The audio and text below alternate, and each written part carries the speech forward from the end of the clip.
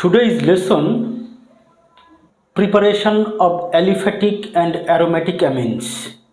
In this lesson we are going to learn Hofmann degradation reaction by which aliphatic and aromatic amines are prepared, and then mechanism of the reaction. So let's begin. A Hofmann degradation reaction by which aliphatic and aromatic amines are prepared. Let's write the reaction. General formula of amide is CONH2.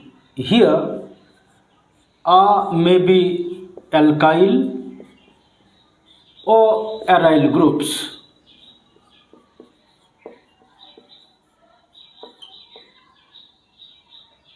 Amides may be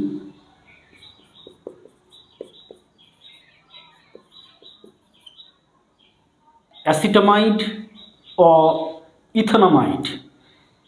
Another example is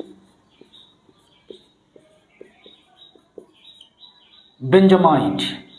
That means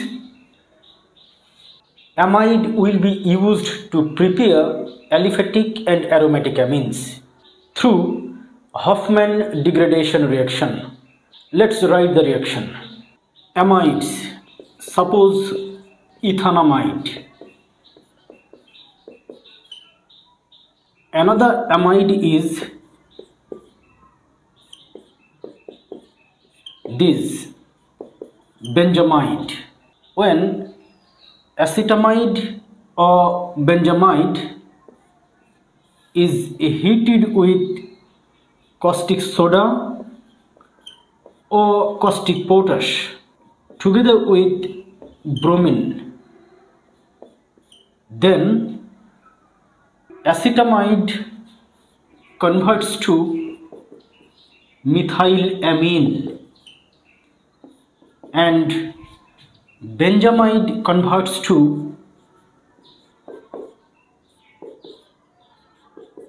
aniline. That is, CO group is removed from the compound. That means amine, aliphatic amine or aromatic amine, contains one carbon atom less than the amides. Here byproducts are sodium bromide, sodium carbonate and water. This is the reaction by which amide is converted to amine that contains one carbon atom less than the amide. Here only one carbon atom, but in the amide two carbon atoms. Here from benzamide, aniline produced contains one carbon atom less from benzamide. In both cases, sodium bromide, sodium carbonate and water are formed as byproduct. Now let's see mechanism of the reaction. Let's see mechanism of the reaction of acetamide. CH3 CO N H another H. Acetamide interacts with base sodium hydroxide. Base takes this hydrogen as proton. Here CO group acts as initiator of the reaction. Here electronegativity of oxygen is 3.5, carbon is 2.5. So pi bonded electrons move towards oxygen. As a result, oxygen becomes negatively charged, carbon becomes positively charged. So these nitrogen hydrogen bonding electrons move here to form a pi bond. The product is this CH3 oxygen minus, here carbon nitrogen double bond. Carbon nitrogen single bond converts to carbon nitrogen double bond. Here hydrogen. This hydrogen goes out as proton. This proton combines with hydroxide ion and ultimately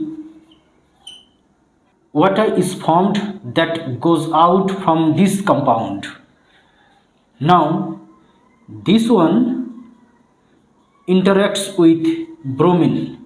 When bromine comes in contact with this carbon nitrogen bond, then due to electron-electron repulsion, bromine suffers heterolytic fission, and as a result bromine cation and bromide ion are formed.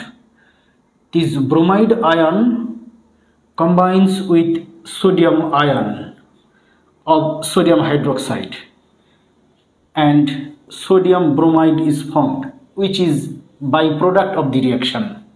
And bromine cation combines with nitrogen.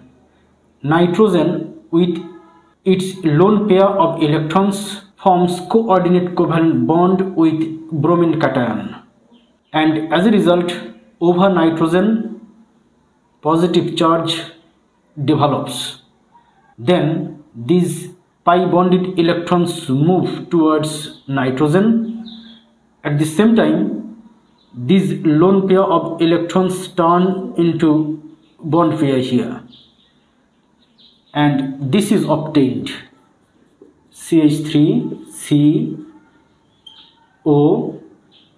Here carbon nitrogen double bond turns into carbon nitrogen single bond. Then nitrogen with bromine and hydrogen. Bromine and hydrogen. This is obtained. Let's proceed with this compound. N-bromoethanamide CH3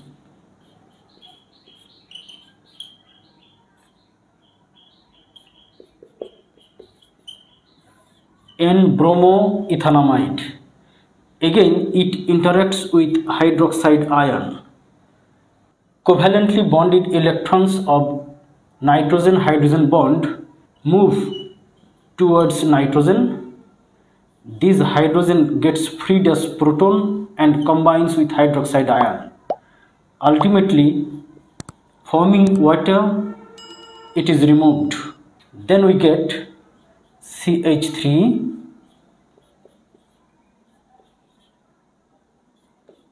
bromine, here negative charge. Covalently bonded electrons of nitrogen and hydrogen move on the nitrogen atom, and then it interacts with sodium ion. Let's see interaction of this ion with sodium ion. This ion interacts with sodium ion. This sodium ion takes out this bromine as bromide ion. This bromide ion combines with sodium ion, and as sodium bromide it goes out. Then here oxygen is more electronegative atom. That is why these lone pair of electrons turn into bond pair. As a result, over nitrogen positivity grows up. Positivity increases to the highest level because this oxygen withdraws electrons from nitrogen, and nitrogen bromine bond undergoes heterolytic fission, from which bromine turns into bromide ion. So over nitrogen positivity increases a lot.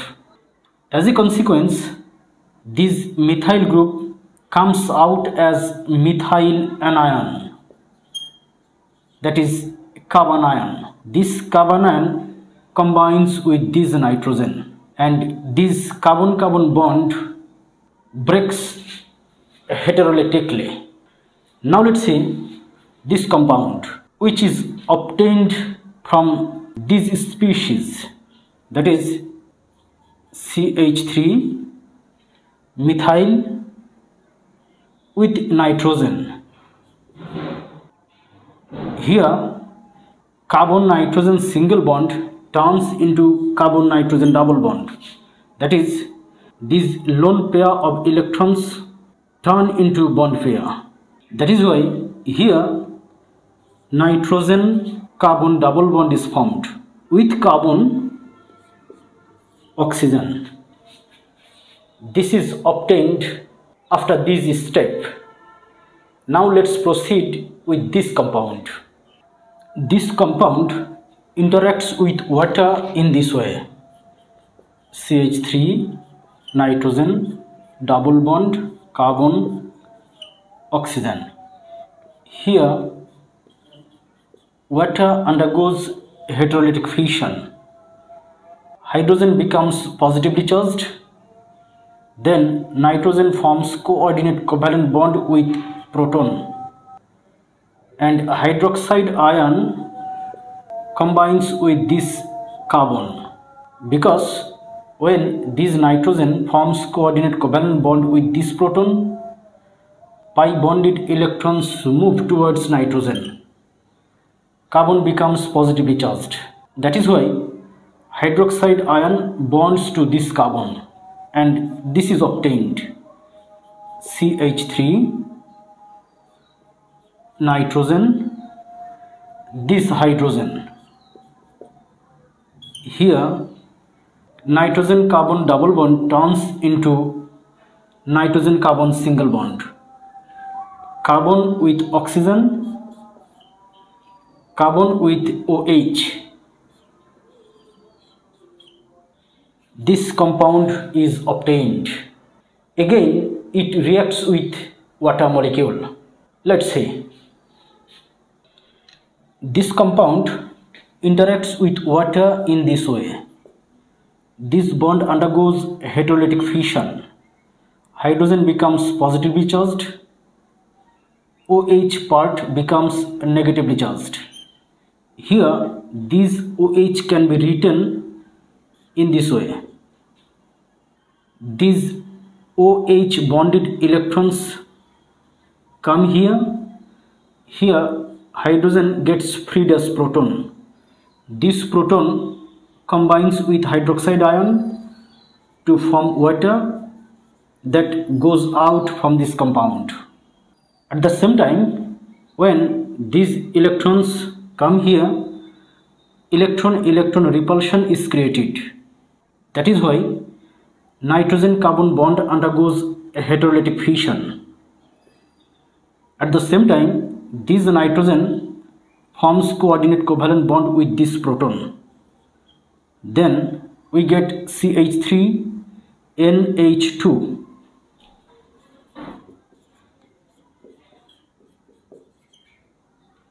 Plus, when this nitrogen carbon bond breaks, carbon dioxide goes out, and here water is produced. So we got amine, methyl amine, that contains one carbon atom less than the amide. That is, number of carbon atom degrades. That is why it's a kind of a degradation reaction, which is named after Swiss chemist Albert Hofmann.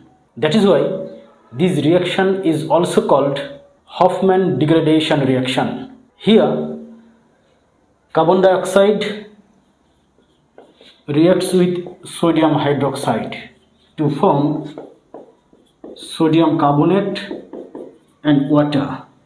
Sodium carbonate and water, which are byproducts in the reaction. That is simply Why it is Hofmann degradation reaction? In this reaction, number of carbon atom degrades. That is why it is named after Swiss chemist Albert Hofmann. This is Hofmann degradation reaction. Following same mechanism, benzamide converts to aminobenzene, that is aniline.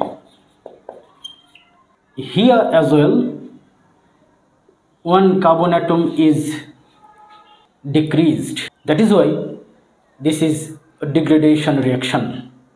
After its inventor, Swiss chemist Albert Hofmann, this is Hofmann degradation reaction. No more today. Thank you very much.